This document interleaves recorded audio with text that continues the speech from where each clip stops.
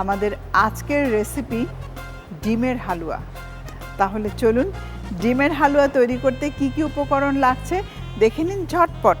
ডিম 5টি, চিনি আধা কাপ, কেওড়া জলে ভেজানো জাফরান সামান্য পরিমাণ, কিশমিশ 10 থেকে 12টি, সান প্রিমিয়াম ঘি 4 টেবিল চামচ, ময়দা 1 টেবিল চামচ। ডিমের হালুয়া তৈরি করার উপকরণ দেখে নিয়েছেন, এবার চলে যাচ্ছি মূল রান্নায়। তবে তার আগে পরিচয় করিয়ে দিচ্ছি আমাদের আজকের অতিথির সাথে। আমাদের আজকের অতিথি আমাদের সবার অত্যন্ত পরিচিত, তিনি স্বনামধন্য একজন সঙ্গীত শিল্পী, পাশাপাশি তিনি একজন চিত্রনায়কও।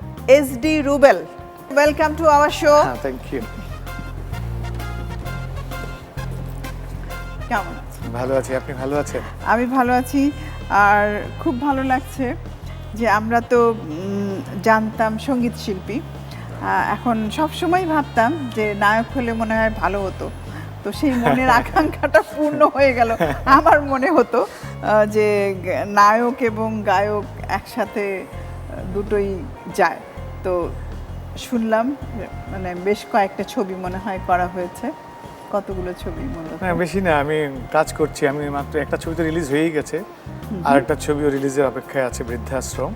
হ্যাঁ, এটাতে আমি আবার পরিচালক হিসেবে কাজ করেছি। Very good.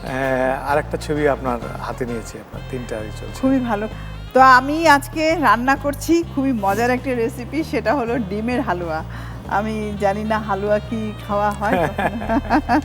আমি আসলে সবকিছুই খাই, তবে অল্প অল্প আর কি। সেটা তো দেখি বোঝা যাচ্ছে।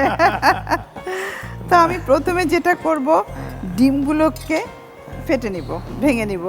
খুব সিম্পল রেসিপি, মানে আমার রেসিপিগুলো আমি খুবই ইজি করার চেষ্টা করি, কারণ ইজি না করলে হয় কি, হাতে আজকাল এত সময় নেই আমাদের।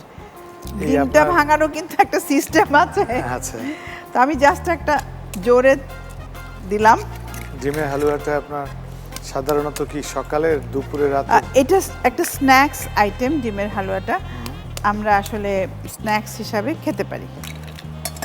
আমি যেটা করব, এখন বাকি উপকরণগুলো মিক্স করে দিব একে একে। আমি এখানে নিয়ে আসছি আমার উপকরণগুলো সব এখানে। আমার হাতে এটাকে হুইস্ক বলা হয়, হুইস্ক দিয়ে বিট করলে ভালো হয়। রান্নাও তো একটা শিল্প। ডেফিনেটলি। রান্না মানুষের জীবনে আসলে খুব একটা ইম্পর্টেন্ট রোল অবশ্যই প্লে করে আমার কাছে মনে হয়। অফকোর্স, সুস্থ থাকতে হলে প্রয়োজন। হাফ কাপ পরিমাণ চিনি দিলাম, তার সাথে দিয়ে দিব কেওড়া জলে ভেজানো জাফরান। মিল্ক যাচ্ছে এখানে 1 কাপ পরিমাণ, দুধ সব। হ্যাঁ 1 কাপ হয়ে গেছে, এখানে একটু বেশি ছিল। 1 কাপ পরিমাণ দিলাম, আর একটু দিব হলো আমি এখন এলাচ গুঁড়ো। এলাচ গুঁড়োটা জাস্ট একটা স্মেলের জন্য দিব, খুবই অল্প পরিমাণে দেব, কারণ ডিমের হালুয়াটা এত তাড়াতাড়ি হয় যে টাইম পাওয়া যায় না সব কিছু দেওয়ার, আর কন্টিনিউয়াস নাড়তে হয়। পেস্তা বাদামটাও আমি দিয়ে দিচ্ছি, কিশমিশটাও দিয়ে দিচ্ছি, এর মধ্যে কিছুটা শুধু রাখলাম উপরে সাজানোর জন্য। এই জিনিসগুলো দিয়ে আমি সাজাবো, যার জন্য এগুলো আমি এক পাশে রেখে দিচ্ছি। ব্যাস, এবারে রান্না করব। আসল স্বাদ যেটা নিয়ে আসবে সেটা হলো সান প্রিমিয়াম ঘি। আচ্ছা, সান প্রিমিয়াম ঘি, ডাবল প্রোটেকশন আছে এখানে। আমি খুলে নিচ্ছি। আমি তো আপনাকে কোনো হেল্প করতে পারছি না। আমার মনে হয় এটা হেল্প করার দরকার নেই। This is very easy opener, মানে ভেরি ইজি। এই দেখেন, খুলে নিলাম। ঘি দিয়ে দিব। আসলে হালুয়াতে একটু ঘিটা বেশি লাগে। আর এই ঘিয়ের আরেকটা মজার ব্যাপার হলো, এর মধ্যে যে দানাদার গ্র্যানুয়েলগুলো আছে। আমি 4 টেবিল চামচ ঘি দিচ্ছি, কারণ ডিমের হালুয়াতে ঘি একটু বেশি প্রয়োজন হয়। ঘি দিয়ে যেটা করব, আমি বেশি না, অল্প একটু ময়দা, এখানে 1 টেবিল চামচ পরিমাণ ময়দা জাস্ট ঘিতে ভেজে নেব। ময়দাটা দিলে যেটা হবে, মানে হালুয়াটা স্মুথ হয়ে যাবে ময়দার। আর আগুন একটা অনেক বড় ব্যাপার এই হালুয়াটা তৈরি করতে, মানে ফ্লেম আমি আগুনটা কমিয়ে দিচ্ছি। এই আগুনের কি আপনার টেম্পারেচারের কি কোনো অফকোর্স মানে ক্যালকুলেশন আছে আপনার কাছে? ক্যালকুলেশন আছে। আমার ময়দাটা প্রায় ভাজা হয়ে এসেছে, যেহেতু আমি মানে হিটটা কমিয়ে দিয়েছি, এখন আমার জন্য ইজি হবে। আর যেই মিশ্রণটা আমি এখানে মিক্স করেছি সেই মিশ্রণটা আমি এখন দিয়ে দিব। তবে আমি আরেকটু দুধ দেব, তাহলে আমার জিনিসটা আরেকটু বেটার হবে।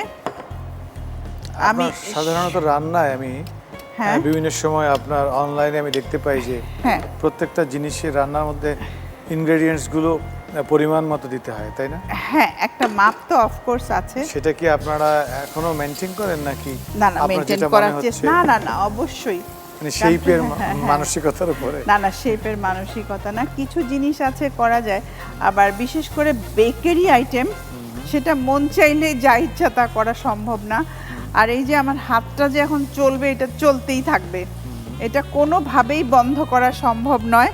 সবচাইতে ভালো হবে আমি যদি হুইস্কটা দিয়ে নাড়ি, তাহলে আমার জন্য আরও ইজি হবে নাড়াটা। কারণ এই হালুয়ার মেইন যে বিষয় সেটা হলো এটাকে নেড়ে নেড়েই স্মুথ করতে হবে, এখানে আর কিচ্ছু করার নেই। আমাকে জমে না যায় নাকি? হ্যাঁ, জমবে, কিন্তু ওই যে আছে না একদম দানাদার হয়ে যাওয়া, আবার নিচে পুড়ে যেন না যায় সেটাও খেয়াল রাখতে হবে। অলমোস্ট কিন্তু হয়ে এসেছে, আমার আরেকটু শুকাবে, তারপরেই আমি এটা সার্ভ করে দিব। খুব সুন্দর কালার হয়েছে না? রংটা এসেছে জাফরানের জন্য, আর আমি এই যে একটু বাদামি করে ময়দা ভেজে নিলাম, সেটাও আমার কালার আসার কিন্তু একটা কারণ।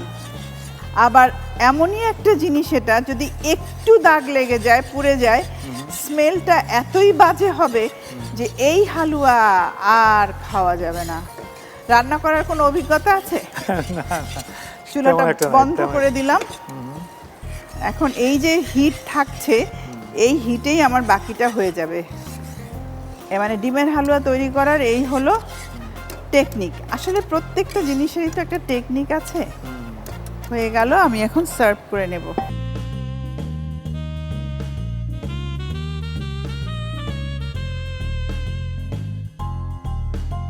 একটু সান প্রিমিয়াম ঘি উপরে দিয়ে দিলাম, বিকজ উপরটা আমাকে স্মুথ করতে হলে একটু ঘি দিয়েই স্মুথ করতে হবে। আমি জানি না ছোটবেলায় যে দেখেছেন কখনো মা হালুয়া রান্না করতেন, তখন কিন্তু দেখার সুযোগ হয়েছে কিনা আমি জানি না, কারণ আমাদের দেশে তো ছেলেদেরকে বিশেষ করে মায়েরা অত্যন্ত একটু পার্সিয়ালিটি করে, বেশি আদর করে, বলে দরকার নেই কিছু করার, মেয়েরাই সব করবে। আবার অনেকে আছে না, হ্যাঁ, মায়ের পাশে বসে দেখে। তো আপনার কি না, তবে আমি যতটুকু জানি যে ওয়ার্ল্ডের যারা বড় শেফ ম্যাক্সিমাম কিন্তু মেল। অফকোর্স আমাদের দেশে মনে হয় এখনো একটু পরে পারিবারিকভাবে আমরা আমাদের ফিমেলদের উপর ডিপেন্ড করি, কিন্তু সারা ওয়ার্ল্ড আমি দেখি যে আপনার বড় বড় শেফগুলো সব কিন্তু মেল। হ্যাঁ, আপনি খেয়াল করেছেন? আমি দেখেছি বহু আগে থেকে, এক্সপেন্সিভ, এবং তাদের অভিজ্ঞতা, পড়াশোনা সবই। আর একজন শেফ কিন্তু তারা নিজেদেরকে প্রাউড ফিল করে যে আমি একজন শেফের কথা বলতে। এবং আমি তো দেখি যে এয়ারলাইন্সগুলোতে শেফের উপর কে কত অ্যাওয়ার্ডেড, তার উপর তারা ক্যানভাস করছে। শুধু তা না, তাদেরকে কিন্তু তাদের ইউনিভার্সিটি আছে। আমেরিকাতে তো একটা বিখ্যাত ইউনিভার্সিটি আছে এই শেফ কোর্স করায়। আমি এখন একটু পেস্তা বাদাম কিশমিশ দিয়ে সাজিয়ে দিচ্ছি। আমার রান্না কিন্তু অলমোস্ট ডান হয়েই গেছে। আমি উপরে জাস্ট একটা চেরি দিয়ে দিলাম, একেবারে লুক চেঞ্জ হয়ে গেল। খুব সুন্দর একটা কালার হয়েছে, তৈরি হয়ে গেল ডিমের হালুয়া। আপনাকে অনেক ধন্যবাদ, এত সুন্দর একটা ডিশ এত অল্প সময়ে আপনি আমার ডেজার্ট হিসেবে আমার দর্শক মনে হয়, আমার কাছে মনে হচ্ছে যে খাওয়ার আগ্রহ বোধ করছে বেশি, এত সুন্দর আপনি ডিশ করলেন।